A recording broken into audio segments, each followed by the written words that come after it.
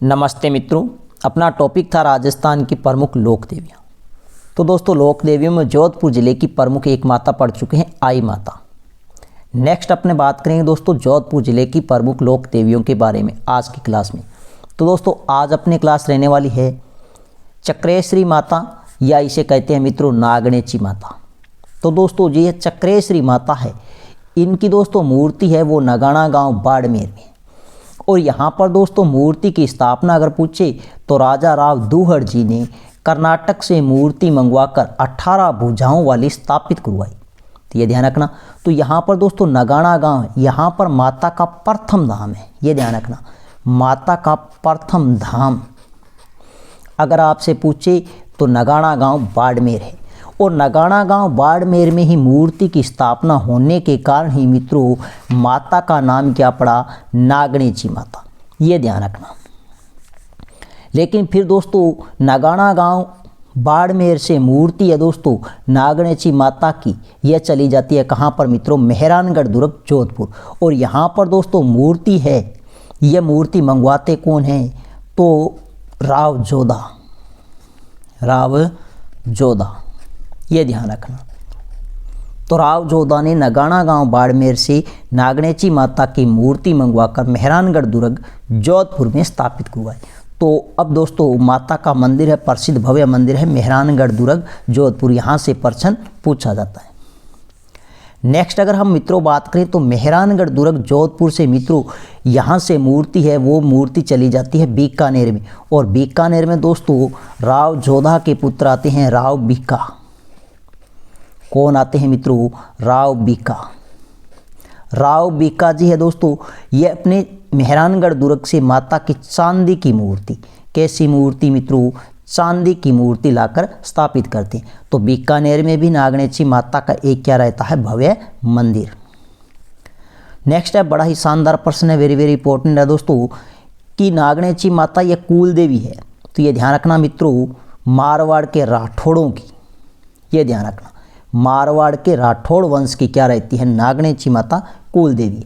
Next अगर हम मित्रों अपने बात करें तो ये जो नागणेची माता है, यह अपने दोस्तों इस माता का स्वरूप अगर पूछे तो ध्यान रखना चील या बाज पक्षी, यह ध्यान रखना, माता का एक स्वरूप माना जाता है चील या बाज पक्षी, यह ध्यान रखना। नेक्स्ट अगर मित्रों बात करें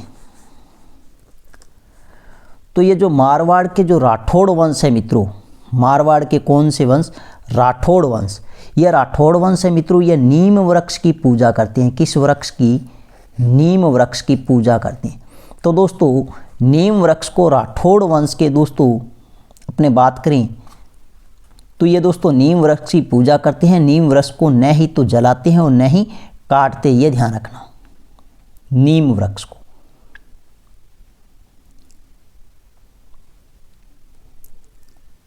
किस वृक्ष को मित्रों, नीम वृक्ष को, यह ध्यान रखना,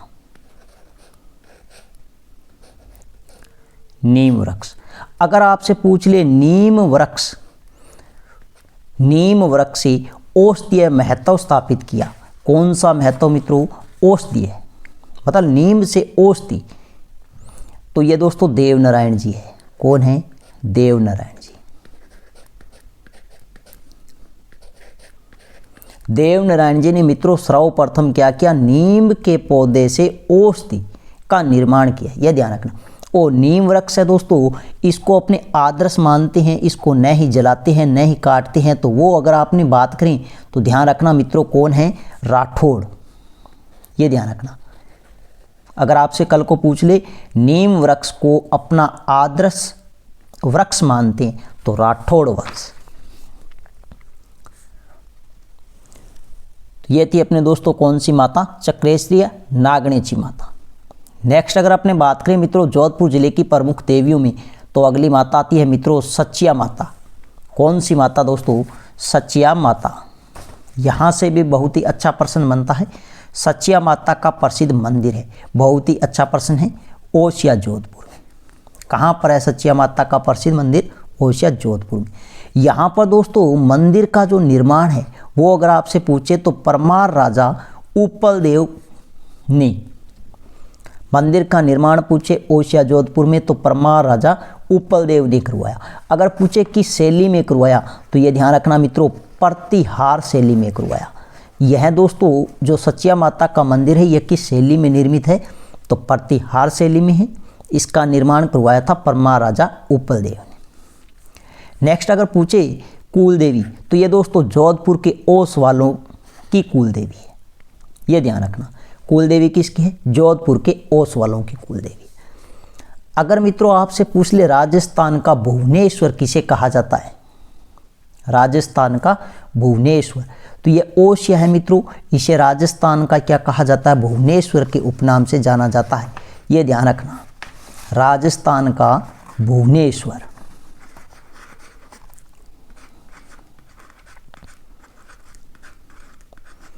राजस्थान का भुवनेश्वर के उपनाम से प्रसिद्ध है तो ध्यान रखना मित्रों, ओसिया जोधपुर है।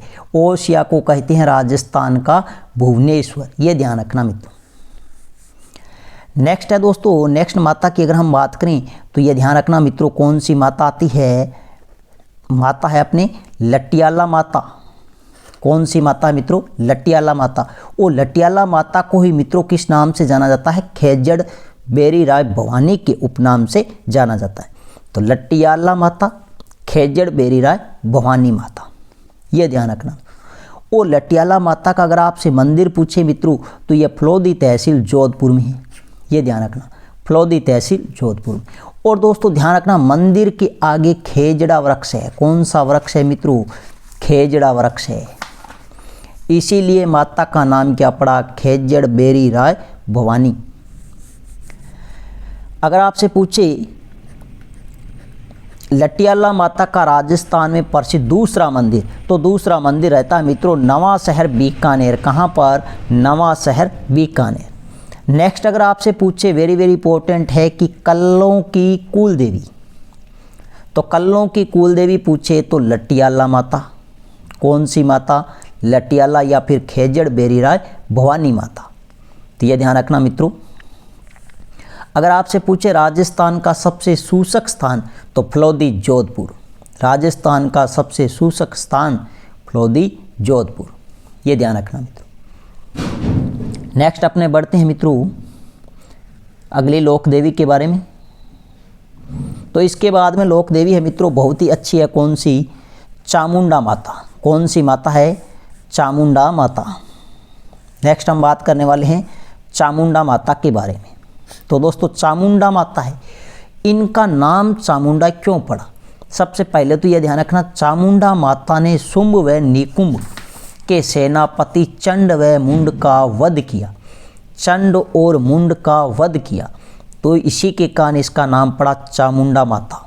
तो चंड और मुंड दोस्तों सेनापति किसके थे? शुंभ व निकुंभ के, ये ध्यान रखना। अगर आपसे पूछे चामुंडा माता का प्रसिद्ध मंदिर तो ध्यान रखना मेहरानगढ़ दुर्ग जोधपुर। चामुंडा माता का प्रसिद्ध मंदिर मेहरानगढ़ दुर्ग जोधपुर। दोस्तों ध्यान रखना यहाँ पर 1857 में मंदिर पर आकाशीय बिजली गिरने के कारण मंदिर को क्षति पहुंची। यह ध्यान रखना। अगर आपसे पूछ ले 1857 में आकाशीय बिजली गिरने से किस मंदिर को क्षति पहुंची या हानि पहुंची, तो ध्यान रखना चामुंडा माता। और चामुंडा माता का मंदिर है मेहरानगढ़ दुर्ग जोधपुर। तो दोस्तों अब यहाँ पर क्षति पहुंची है तो इस मंदिर का पुनः निर्माण अगर हम बात करें, इस मंदिर का पुनः निर्माण अगर हम बात करें तो ध्यान रखना मित्रों जोधपुर के महाराजा तखत सिंह ने करवाया। किसने करवाया? जोधपुर के महाराजा तखत सिंह ने करवाया। यहाँ से भी बहुत ही अच्छा प्रश्न है, वेरी वेरी इंपॉर्टेंट है। कुल देवी, तो जोधपुर के प्रतिहार शासकों की क्या रहती है? कुल देवी। तो कल्लों की कुल देवी लटियाला माता। कल्लों की कुल देवी लटियाला माता। सचिया माता बात करें तो ओसिया, जोधपुर में प्रसिद्ध मंदिर ओस वालों की कुल देवी। और आई माता अपने बात करें तो आई माता सिरवी जाति की कुल देवी। और नागणेची माता मारवाड़ के राठौड़ों की क्या रहती है? कुल देवी। तो यहाँ से बहुत ही अच्छे प्रश्न मिलते हैं दोस्तों। या तो इनमें पूछा जाता है असंगत कथन को छांटिए या फिर निम्नलिखित कथनों को मिलान कीजिए। यह ध्यान रखना मित्रों। नेक्स्ट अगर हम बात करें दोस्तों तो चामुंडा माता के मंदिर में दोस्तों 30 सितंबर 2008 को भगदड़ मच जाने के कारण यहाँ पर लगभग 300 लोगों की क्या हो जाती है, मृत्यु हो जाती है। और यह भगदड़ मची थी किस अवसर पर दोस्तों, मेले के अवसर। और मेला लगता है नवरात्रों में, नवरात्रों में। और नवरात्रि हैं मित्रों, यह वर्ष में 2 बार आते हैं। एक बार आते हैं चैत्र माह में और दूसरी बार आते हैं आश्विन माह में। और दोनों ही बार दोस्तों मेला लगता है किस माता का, चामुंडा माता का। तो 30 सितंबर 2008 को नवरात्रों के अवसर पर मंदिर में भगदड़ मच जाने से 300 लोगों की क्या हो जाती है, यहाँ पर मृत्यु हो जाती है। ये ध्यान रखना, कितने लोगों की, 300 लोगों की। तो दोस्तों इस मृत्यु के बाद में यहाँ पर एक जांच आयोग का गठन किया जाता है। जसराज चोपड़ा की अध्यक्षता में चोपड़ा आयोग का गठन हुआ। ये ध्यान रखना, किस मंदिर में भगदड़ मच जाने के कारण वहाँ पर लगभग 300 लोगों की मृत्यु हुई, जिसके लिए चोपड़ा आयोग का गठन हुआ। तो ध्यान रखना मित्रों, चामुंडा माता, कौन सी माता, चामुंडा माता। और किसकी अध्यक्षता में, जसराज चोपड़ा की अध्यक्षता में चोपड़ा आयोग का यहाँ पर क्या होता है, गठन होता है। यह ध्यान रखना। नेक्स्ट अगर आपसे पूछ ले चोपड़ा किस लोक संत की प्रमुख वाणी या ग्रंथ है, वाणी या ग्रंथ है, तो ये ध्यान रखना मित्रों, चोपड़ा संत माऊजी। कौन से है, संत माऊजी।